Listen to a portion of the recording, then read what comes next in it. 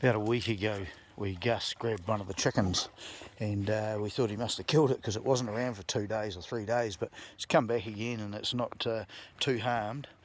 But the chickens usually go back to the chicken house when he's off because they're a wee bit scared of him now. So he's just got to get their confidence back, and it should only take a matter of over the last week I've done a bit of training with him. If I see him trying to look at the chickens too much, or trying to, if he tries to chase one, I'll just tell him off. And I don't tell him off hard or anything, I just got to raise my voice a little bit and say his name. That's enough to change his mindset and not chase them anymore. And yeah, as I say, over the last week he's given up chasing them, so hopefully he's right.